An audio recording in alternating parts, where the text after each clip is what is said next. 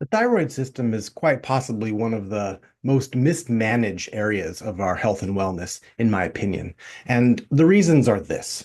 If you are going to your doctor and you're complaining of things like perhaps weight gain and fatigue and maybe some hair loss, a lot of these thyroid symptoms that come up, right? The doctor's going to order some labs. And the mainstream approach to the thyroid system is primarily in looking at a feedback system between the brain and pituitary gland and the thyroid gland. So there's a marker called thyroid stimulating hormone, TSH for short, which is primarily what will be ordered in this case. And if your thyroid hormones are low, then the brain and pituitary gland, the kind of the master gland in the pituitary, it it sends a stronger signal to the thyroid. It says, "Hey, thyroid, wake up. We need you to make hormone." And so we're going to see an elevation in TSH. And if that number goes above a mainstream lab range, which can vary depending on your lab, but for the most part, if you look at a mainstream lab like LabCorp, the upper end of the range for TSH is 4.5. So if you're above 4.5, let's just call it 5.5, then you would qualify as a quote unquote hypothyroid case. You have a hypothyroid condition. And then the physician would prescribe typically a synthetic T4 hormone, basically replacing what the thyroid would otherwise be making. And so the brain and pituitary gland are satisfied. Now we have enough hormone in our system, and then TSH levels can come down. Right. So that's the basic talk. Quite literally, that's the talk. It might have took me 2 minutes, but it doesn't do justice to the beauty and the complexity of the thyroid system, which is why I wanted to make this video today, because millions of you are experiencing this. Hypothyroidism is everywhere. Okay. And as a functional medical doctor, I want to differentiate between full-blown, hypothyroid disease and maybe that subclinical, like just smoldering under the surface kind of a hypothyroid patterning that can lead to the same symptoms, right? So how many people out there are going to the doctor, going to multiple doctors with these complaints and, well, ma'am, everything looks normal, right? I'm sorry, don't know what to tell you, right? This is a very, very common thing I hear in my practice that people just don't know where else to go. And so they find themselves in a functional medicine type environment. And guess what? We look at the whole picture, right? To the credit of the Endocrine Society who makes these protocols, the endocrinologists, the MDs, the prescribing physicians who work with hypothyroid, they're using a replacement hormone model most of the time, if indicated, right, by the blood test, by the TSH. Uh, they don't require all the downstream hormones to know, like, well, gee, what is actually going on? All they know is that TSH is elevated, and they can prescribe the medication so that TSH becomes not elevated. Now, if you have followed along at all with any of these videos, you might know or remember that there's the lab ranges, which tend to be very, very big, and they've gotten bigger over time. And then there's the functional ranges, which are smaller and harder to fit into. And that's really where we want to look from a functional wellness-based approach, is like, let's not compare ourselves to, people that are heavily medicated, right? That's one thing if you are also a medicated individual and you want to be, looked at with your fellow hypothyroid people that are also medicated. Like, those reference ranges are important, don't get me wrong. But if you're just the average person walking into an office complaining of these like low thyroid symptoms, we want to know why.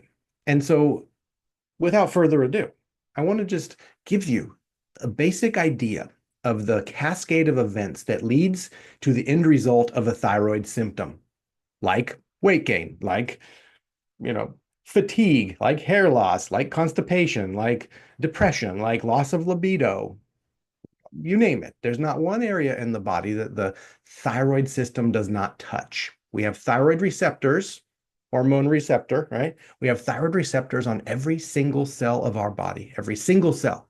including sperms and eggs, which I find very interesting, which can lend itself to thoughts about like fertility issues. How many fertility cases are there that have this low-grade smoldering hypothyroidism that the doctors just can't see because they're only looking at TSH and they're only using very, very big reference ranges, right? I think it's a rhetorical question. I think the answer is a lot of people. Okay, so here we go. The brain does everything, tells everything to work. Okay, the brain talks to the pituitary gland, master gland. I kind of point here because it's sort of like if you were to draw a line between sort of like your ears and your, your little third eye point here, you're going to meet in the middle a little gland on the bottom of the brain called the pituitary gland. It communicates with the thyroid, with the adrenal glands, with the testes and ovaries. It's always talking and always creating feedback. So TSH comes from the pituitary. It says, hey, thyroid, make hormone. The primary hormone that the thyroid makes, which is in your throat, is T4. It's called T4. Something around 90% of what the thyroid kicks out is T4. The other 10% is T3. All right. And T4 is not yet active. It's just a step along the path. It just happens to be what the thyroid produces.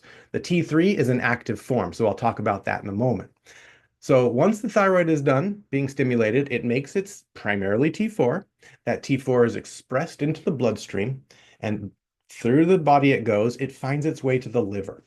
Okay, the liver is responsible for a million and one things, not just like detoxifying your blood or making bile, which is what maybe we think about when we think of the liver. But the liver also converts T4 to T3. So interesting, right? We have a thyroid concept, and now we're talking about the liver because that's where a lot of the physiology takes place. So what happens if the thyroid is sensitive, everything is groovy, the pituitary, they're talking well to each other, TSH and T4 are great, rainbows are popping out, but you have something going on in your liver. Perhaps there's some detox issues. Perhaps you have a sluggish detox mechanism genetically. Perhaps you're taking lots of things, pharmaceuticals, recreational drugs. Maybe you like to drink. Maybe you like to take, I don't know, Tylenol. There's a lot of reasons why this can happen. Maybe you have a fatty liver. Maybe you have an autoimmune liver. I can go on. So if for any reason that conversion from T4 to T3 in the liver is hindered, you don't have the end result of T3. You don't have the active hormone. So you're going to miss it up top. If the TSH and T4 are normal, the T3 might be low, and that T3 does not feed back and impact TSH, so it hides. It hides in plain sight. You might be one of those people. Okay. Now, to make matters more complicated, T3 is not the active form yet either. It's the active form, but it's not yet activated, if that makes sense. So I'm going to just call this T3. It looks like this shape, and it fits into a T3 receptor, like I said, found on every single cell of your body. So hormones are a big deal. If without the hormones, you don't have the stimulation to the receptor for that hormone. But the receptor is everything. So if for any reason that T3 is not allowed to stimulate that receptor, then you don't have a receptor response. And therefore, the cell doesn't behave appropriately. And then you pick your system, and there you go. And maybe it's constipation for you. I don't know. So what happens once the liver, and actually a little bit in the gut, in the microbiome of the gut, a healthy gut microbiome, that's healthy bacteria, right? Healthy gut status. If that's also going well, then we also convert some T3 there as well. So we have primarily liver and a little bit of gut health that come together and give us this T3. Now, T3, like I said, looks like that. But when it's made, it's wearing a jacket, okay? It's wearing a little coat, a protein coat. It might be thyroid binding globulin, fancy term for the coat that covers the T3, right? But when it's doing that, now it's too big. It can't fit into the cell. It can't get into those receptors. It's too bulky. So it might be floating around your blood just fine, right? You might have great amounts of it. But if you can't clip that free now, the free hormone is what enters the cell and gets in. So we have a total T3 and we have a free T3.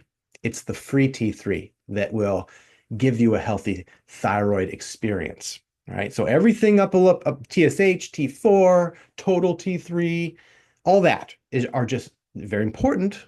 They're just steps along the path. Okay, so we want to know at a deeper level if somebody's coming to us.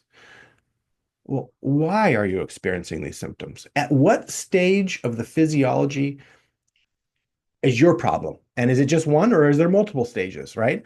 And is that enough to prescribe hormone replacement, right? In my opinion, most of them do not require hormone replacement because once you get on hormones, you whack out the feedback because you're doing something artificial, and though it can be instrumental and essential for some hypothyroid cases, the primary hypothyroids, the Hashimoto's, autoimmune hypothyroids, they need the hormone. Please don't get me wrong. Synthetics are one thing, they're tried and true. There's also bioidentical forms, which are nice because you can track them step by step in the blood. The synthetics kind of all you got really is TSH, and you can check some of the free T3s perhaps, but I digress. So we must have the free form to get in there. Okay. That's very, very, very rarely checked. Okay. Very rarely checked. You kind of need to go to, somebody in the functional medicine arena for the most part to get that looked at. Now, there's one more very interesting concept. There is another form of T3. It's called a reverse T3. And a reverse T3 is also made in the liver, and it is an irreversibly inactive form. It's just sort of like a weird copy that's made, and it's just sort of like checks and balances because T3 is like rocket fuel. We want to moderate it very carefully. So the body needs a shunt. If it's all of a sudden making too much T3 for any reason, usually you'll see the reverse T3s also go up, and then that kind of it blocks. So what happens is you have this hungry little thyroid receptor here, right? And a reverse T3 doesn't look like this to stimulate, it looks like that. It's kind of like I like to think of it as like shoving gum in a lock, right? You need to turn the lock to open the door and have the response in the cell. But if you're just shoving gum in there, it'll fit. You can make it fit in there, but it's certainly not going to open your lock. And what it's also going to do is it's going to block those free T3s that are trying to get in and do the work, right? And help you feel better. So, what produces reverse T3 in a normal case, a commonly seen case? Well, stress physiology, any kind of stress that could be mental, emotional, that could be physical. Maybe you're an athlete and you're overtraining. Maybe you're going through something terrible, a death in the family, a divorce, a move. Maybe you've gotten fired from a job. Maybe you have all three of those things at once. You could be injured. You could be suffering from a car accident and your body's under stress. You could be eating foods that are inflammatory to you. I can't tell you how many times I've seen a gluten reaction and then got them off of gluten and the reverse T3s come down because the body's no longer stressed, right? These are examples of things that do not require hormone replacement. We can work with this naturally. Diet and lifestyle, right? It's key. So what do you have? If you found this, you might be exploring thyroid questions. Maybe you have a diagnosis. Maybe you just have been Googling things and you're feeling a certain way. What is your particular situation? What makes you unique versus me versus that next guy? All right. Um, well, let's find out, shall we? So it's a simple blood test. It can be ordered. It tends to be out of pocket because, again, the insurance companies who pay for these things in the mainstream model, all they require is TSH. So don't let that dictate your care. If you can afford something like a $90 panel for this really great thyroid thing, then we should do that. Yeah, you should do that. The only other thing I'd like to add here is the medical literature has demonstrated that upwards of 80 to 90% of quote unquote hypothyroids are actually autoimmune hypothyroids, meaning the immune system has marked your gland as a target and is destroying tissue. And therefore, as the tissue gets destroyed over time, less hormone can be produced naturally. Therefore, you need to supplement with a prescription drug, a thyroid hormone, either synthetic or bioidentical. Now, the problem with that is yes, the hormone part is being satisfied, Okay, that's essential at that point. If your TSH is above a certain level, if your thyroid hormones T4, T3, free T3 are below a certain level, we need hormones on board. Have to do it. Okay, I say that from a natural medicine perspective. We need the hormones in those cases. But do not for 1 second think that that's the end of the story, because where that thought process goes wrong is that it's not really a thyroid concern at that point. If you have TPO antibodies or thyroglobulin antibodies, for example, two very common antibodies that your immune system marks to destroy thyroid tissue. If you have those, it's an immune system problem. It's secondarily a thyroid problem, primarily immune system. So if it's attacking the thyroid, the elephant in the room, if you will, becomes what else? What else is being attacked? There are some very common co-attacks with a Hashimoto's thyroid, autoimmune thyroid, gut autoimmunity, pardon me, brain autoimmunity, very scary. Things like the cerebellum are very commonly associated. Joint autoimmunity, like rheumatoid arthritis, right? These are very common to see alongside of a thyroid autoimmunity.